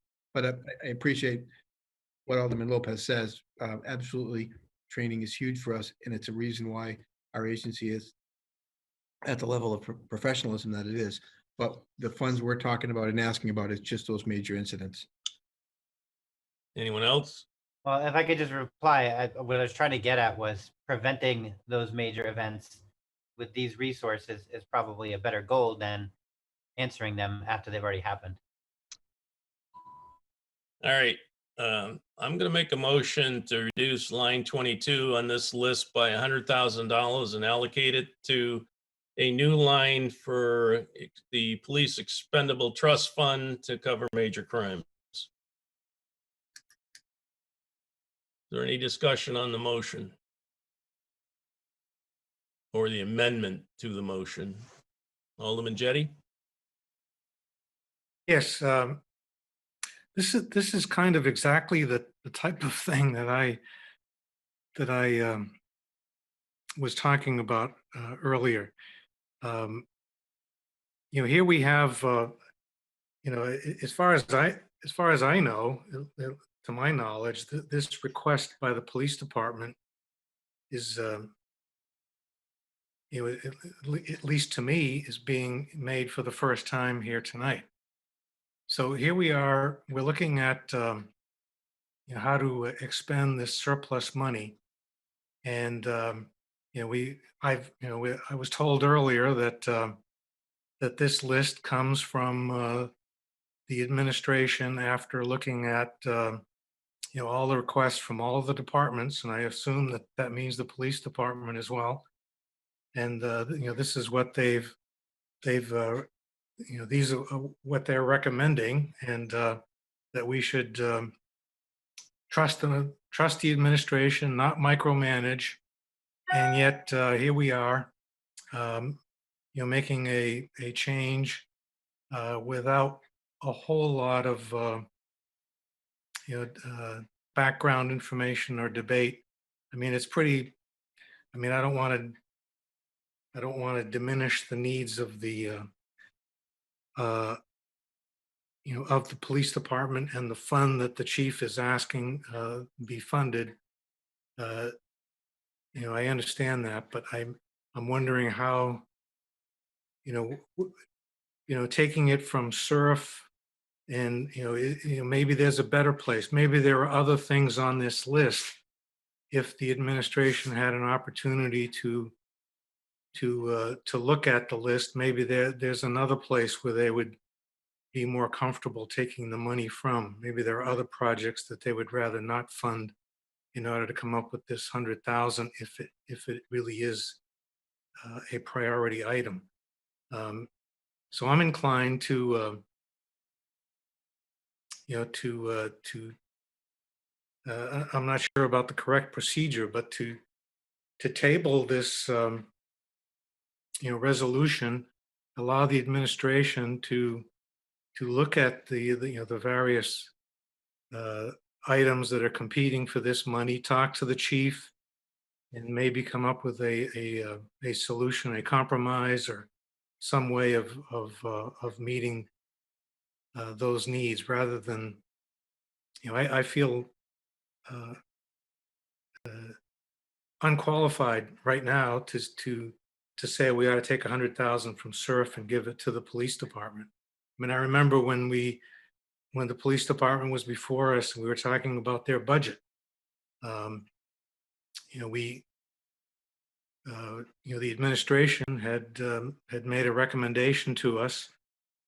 We seemed to have no qualms then to reject the administration's recommendation and alter the police department's budget by taking money out of their the money that they had planned on buying new vehicles with, and applying it to giving them money to increase salaries for certain individuals in the department, certain groups of people in the department. So I don't know, is it appropriate for me to make a motion to table the resolution, or is that in order now, or out of, Mr. Chairman? I believe you could, but I also believe there's a time constraint that we're dealing with, and I'll defer to the mayor or Mr. Griffin that we're dealing with. Mr. Chairman, Because if I it's may, going, just a it's point of also- order. It's also going to come up at tomorrow's Board of Aldermen meeting. It's already on the agenda. Alderman Clemons? Yeah, just a point of order. No, a motion to table after a long speech is not usually in order, because that doesn't afford anybody else the right to speak, because that motion is non-debatable. So But I don't, protocol wise, it wouldn't be good. I don't want to cut off any debate, so I'll withdraw my motion to table at this time. The other thing is, in fairness to the police department, this did come up during the budget session, and they were advocating for it to be funded at that time.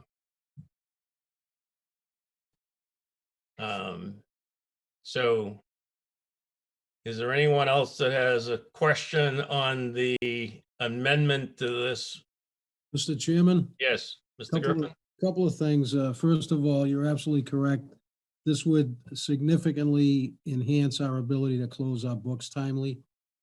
That's why a favorable recommendation tonight, passed by the full board tomorrow, would be most appreciated.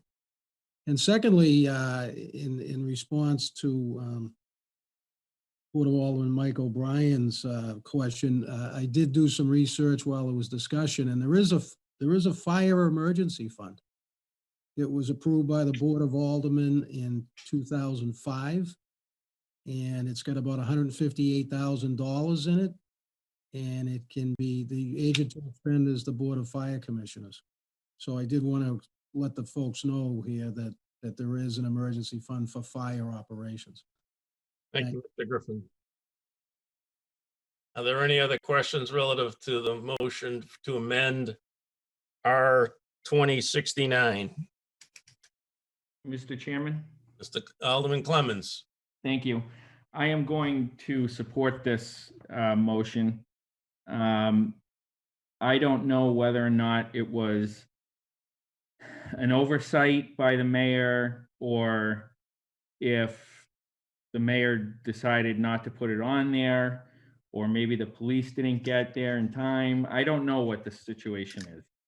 But what I do know is that having less than $500 in that account is dangerously low. When anything could happen. And here's the bottom line. We're going to have to fund this one way or another, or we're going to have to find the money to give to the police department one way or another if a major crime like that was to occur in Nashua. So my suggestion is that we do this now and save ourselves the headaches that we're going to have down the road, and just get this done. $100,000 from SURF, a lot of money. I understand that, but here's what's going to happen, and I can almost, and this has happened in the past. We have decided not to fund an account like this, or decided not to do what the police department asked us to do. And midway through the year, we had to take money. Well, I was now off the board, but midway through the year, I believe it was Alderman Wilshire, they were running a deficit in the police department at that time, and she had to propose taking money from where else? SURF, to fund the police department. I would rather not see us getting to that position. And so, the police chief is here tonight. It's an opportunity for us to right a wrong, and whether that was anybody's fault or not, I don't know. I'm not going to do the blame game, but what I am going to say is they're here tonight. This is a need that the city needs to fund, and I'm going to support the motion to do that. Thank you. So as far as going back to Alderman Jettie, this whole process where the mayor brings this list before us to the budget committee is the time to listen to anyone that wants to come in and talk to their budget issues and they want to have something on the list to appear. And this committee makes the decisions, as we've done several times in the past years since I've been on the board, to make changes to the list and then approve it and bring it to the full board, which will be tomorrow night. I will be giving an oral report of this meeting tomorrow night, and it will be on the agenda. So are there any other questions? Mr. Chair, Alderman O'Brien, then or let the mayor speak first, I guess. I was thinking that the 48,000 that's going into, that's what this was for. The 48,000 that's going to the PD. Line, I'm talking about line 23, I think, $48,000 to transfer funds to the police ETF. But I guess Mr. Griffin had said that's for a different expense. He did, but I was thinking this was the overtime. I was thinking this is the ETF we're talking, the expendable trust fund we're talking about. Yeah, I don't think anybody wants to. What is that one? Could you clarify again? Could you ask Mr. Griffin to clarify that? Mr. please? Griffin? Sure, Mr. Mayor and Mr. Chairman.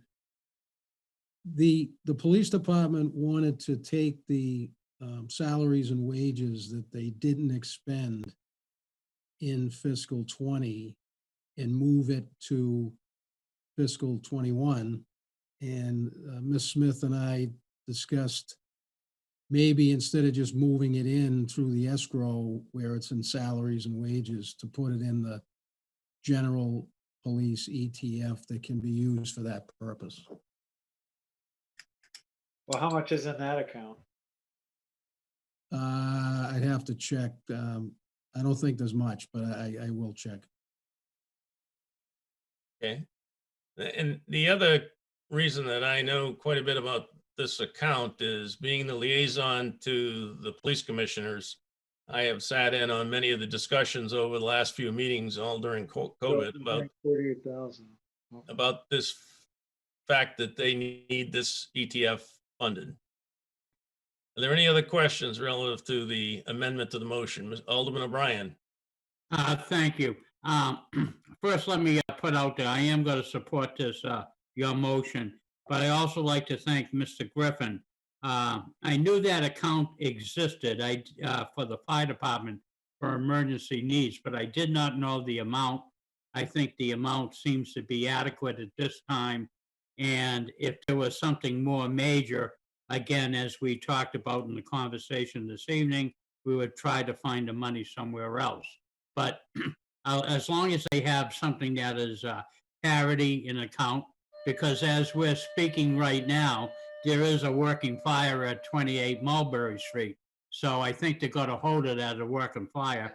But these things do happen in our city. So I can see where both departments need this type of a contingency account. So thank you, Mr. Griffin, for doing that. I appreciate it. The other thing I'd like to point out is that if we have a major crime, the police department has to start investigating it immediately. Because as we all know, the longer you wait, the colder it gets. And they need to act immediately. If they had to come back to the budget committee and the board of Aldermen, everything to approve funding, it would be very detrimental to the investigation. So having this ETF that they can count on in case there is this kind of emergency is pretty critical. Any other questions relative to the amendment? Alderman Jettie? Yeah, could I just direct a question to the mayor through you? Sure. Please.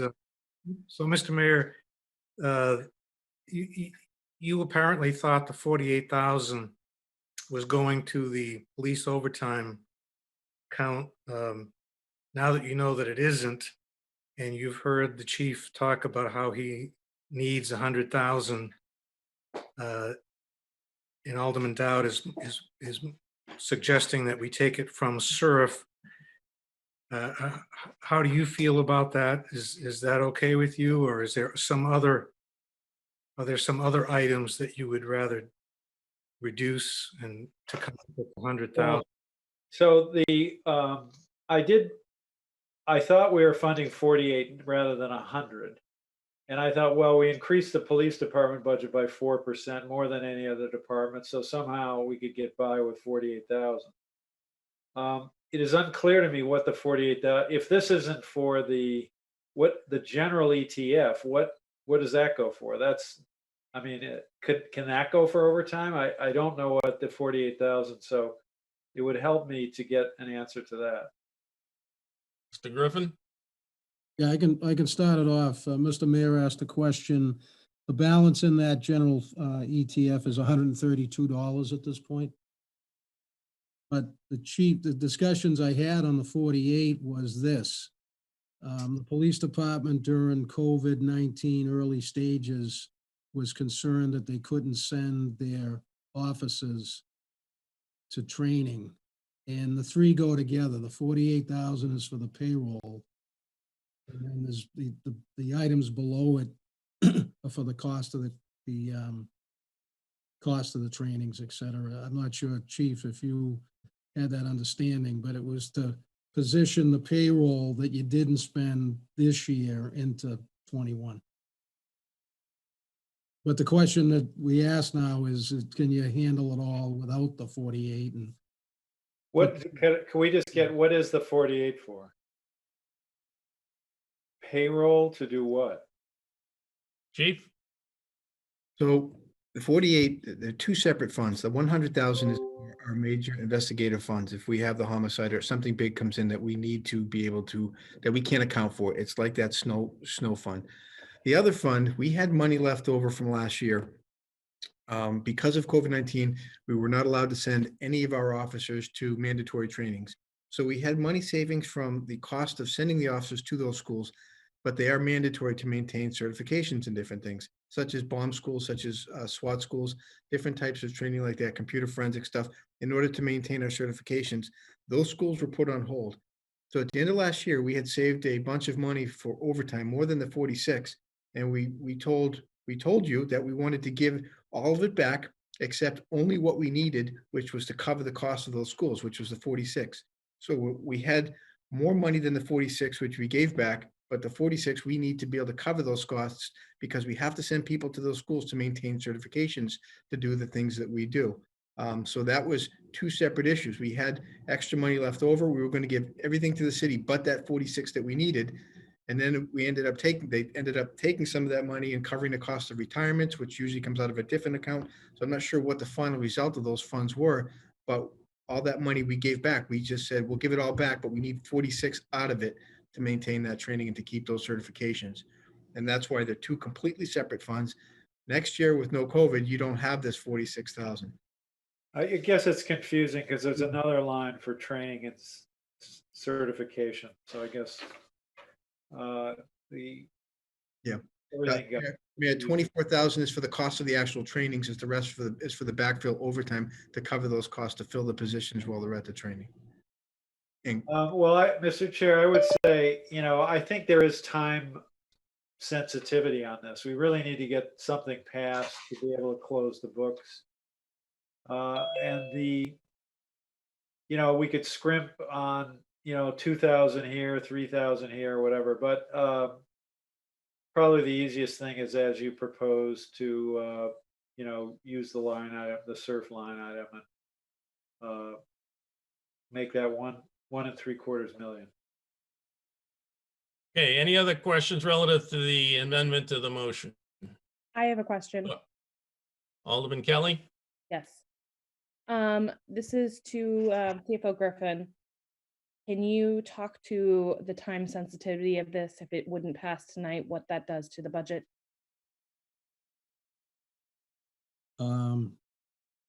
Certainly, Mr. Chairman, if I may. Yes, go ahead. Mr. We're in the process, this is kind of the final step to close out fiscal 20. It generally takes 3 months, July, August, September. We're at the end of September to finalize the information to present to the auditors, the external auditors. So this goes a long way in finalizing the revenues and expenses for fiscal 20. Yeah, if we don't approve it tonight and get it passed by the full board tomorrow, it pushes it off a couple weeks, which causes more of a concern. Does that answer your question, Alderwoman Kelly? Yeah, I would like to ask a follow-up. Sure.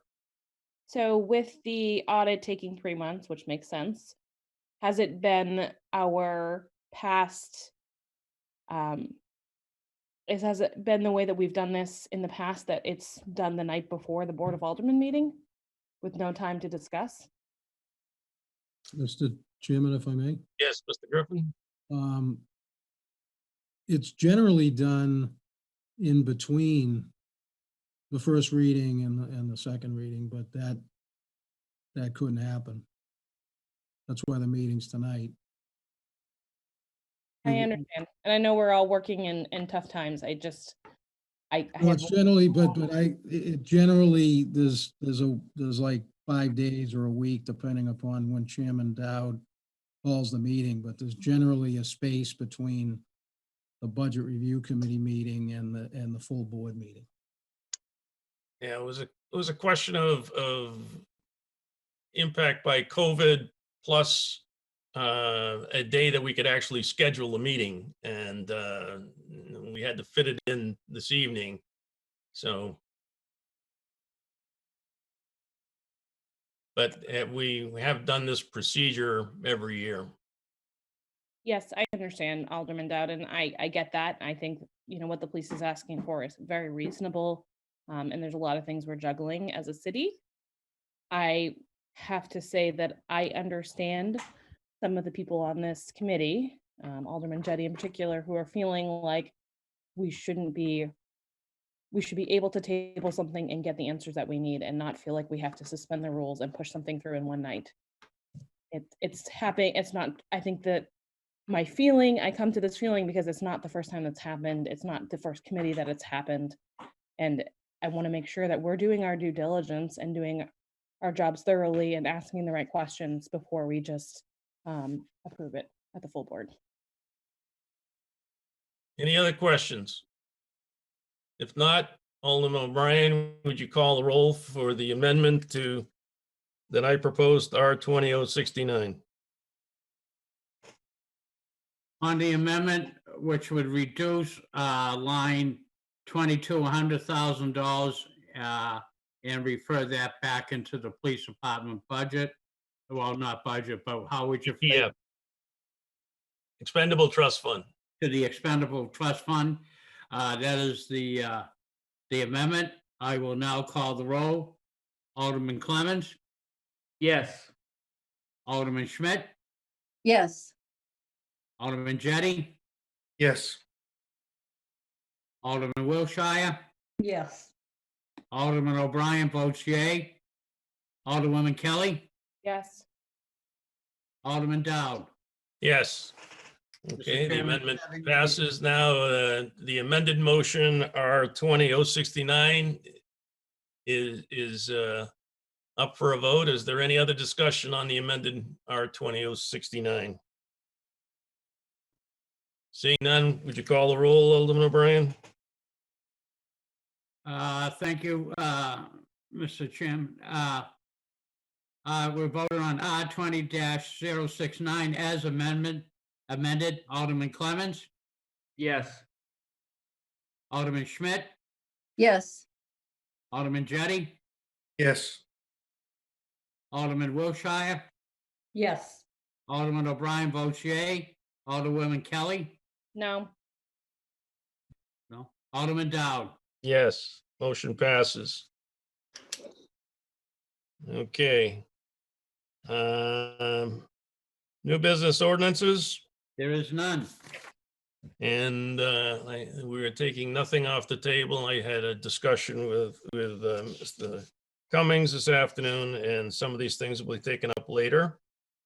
So next item of business is general discussion. Anyone that would like to speak, general discussion? I would.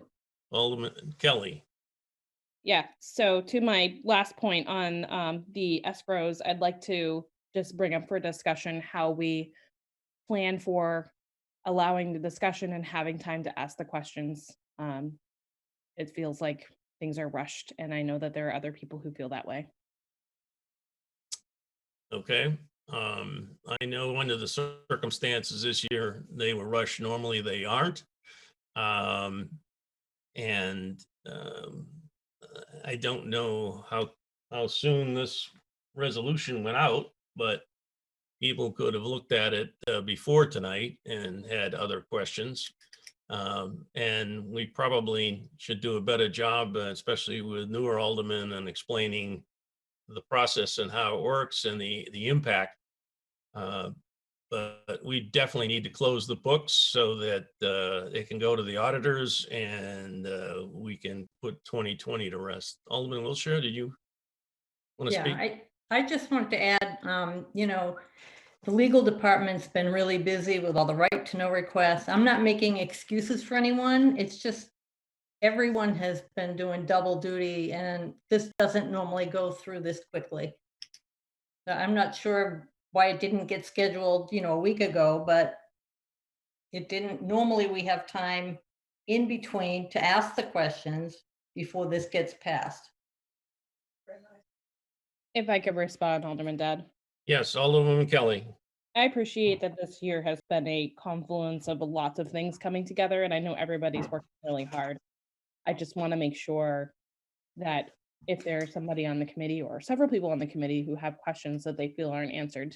And while I understand that, you know, it may have come out last week, these questions deserve to be answered on the record too, so everybody can have part of that conversation. So even though I may have talked to someone, I want everyone else to know what that discussion was as well as we go through this process. And that's my understanding of the process, is that we need to make sure those conversations are had.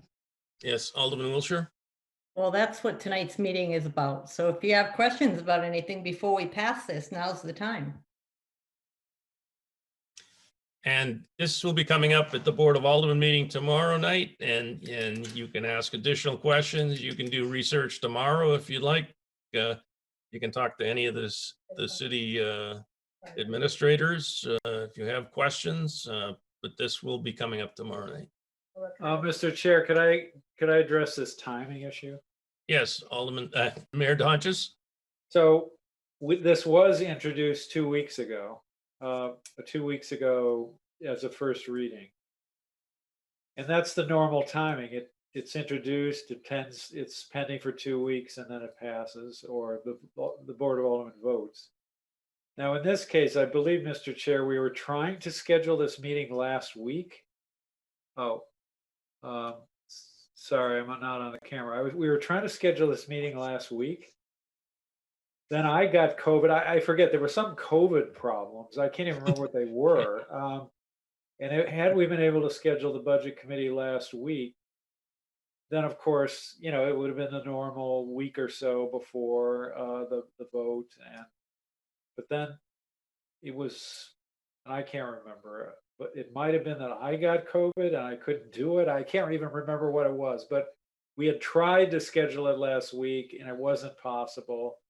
And here it is. So yes, it is the night before, but in the future, I think we will make sure we schedule it in the week in the middle, so that there's a, week after it's proposed and a week before we seek a vote.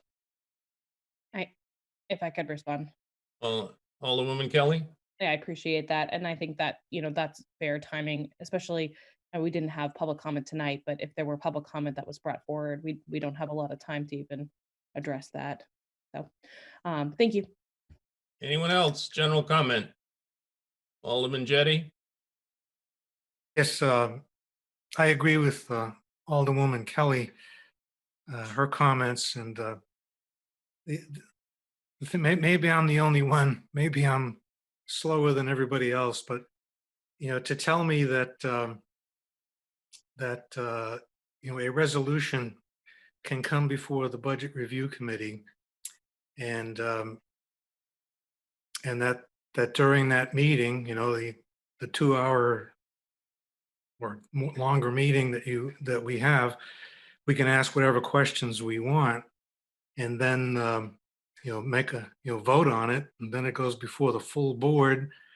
Um, I would like to, just people to think about, the possibility that, when a resolution comes to the committee, there are questions that are asked during the committee meeting that aren't answered. I mean, there were questions. I mean, the mayor made this proposal, and he was struggling with trying to figure out, where some of the items were, and and I think, some of us, voted in favor of this thing because, we're told by the mayor and Mr. Griffin that, oh, we've got to do this. Because it's going before the full board tomorrow night. So we've got to make a decision tonight so the full board can vote on it. So we'll have something to present to the auditors. An alternative to that is that the resolution is introduced, maybe 2 meetings ahead of time, maybe a month ahead of time, so that the committee can review it, ask questions. If people need time to get the answers, they can do that. If there's a suggestion to move some money around and the administration might want to come up with a different proposal of taking money from different areas, they would have time to do that, come back to the committee and let the committee make a recommendation to the full board, and then the full board can vote on it. The idea that, I mean, I understand, it's a difficult year and we're meeting tonight and the full board's meeting tomorrow night. I understand when you say to me, well, it couldn't be helped. There were reasons for it. And, this won't happen again. I trust that will happen. But the suggestion, I think, that the solution would be to have this meeting a week or 2 before, like have it last week instead of tonight. Still, I don't think gives us enough time if, unless the thing sails through, that's different. But if we have questions and we can't get the answers and, this proposal about the police, adding $100,000 to their expendable trust fund, sounds like it's necessary. It sounds like it's a good thing. But this is the first I hear of it, that we're going to do this tonight. It seems, well, you understand what I'm trying to say. I would hope that in the future, next year, that whatever work the mayor and Mr. Griffin have to do about coming up with proposals for this surplus money, that could be done sooner than just a couple of weeks before the meeting, so that we have chance to fully discuss it and make an intelligent recommendation to the full board. Thank you. Alderman Wiltshire? We'll make sure that happens, Alderman Jettie, next year. Thank you. You're welcome. Okay, anyone else for general comments? Well, Mayor? we will do our best, but one thing is we need to know how much the unexpended money is before we can even begin to consider it. That's and that doesn't come immediately, but we'll work on trying to improve. I mean, my memory is we went over the list as soon as we knew how much money there was. But we'll try to improve it. We'll try to do it earlier in the future. We can. Alderman Wiltshire, did you have another comment? No, I did not. Thank you. Anyone else? Chair. General comment? No general comments? Okay, public comment. Is there anyone from the public wishing to make public comment?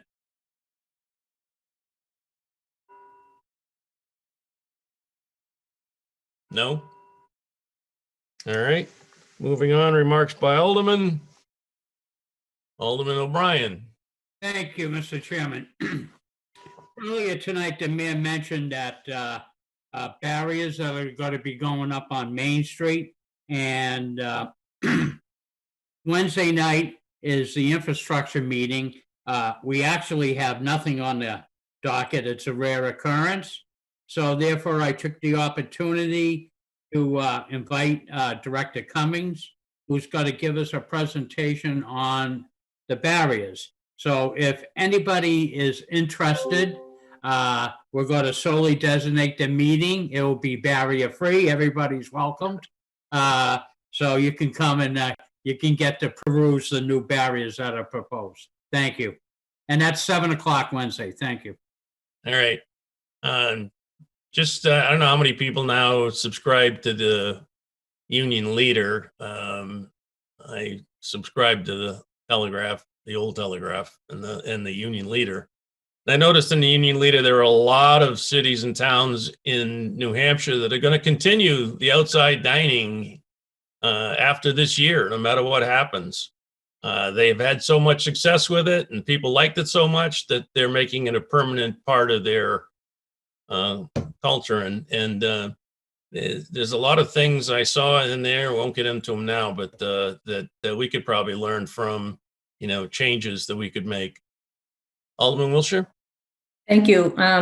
I think one of the best things we have going for us is the fact that we invest in our downtown. With the riverfront, obvious to everyone now, you drive downtown Nashua or any of the side streets off of Main Street and you go, wow, there's a river there.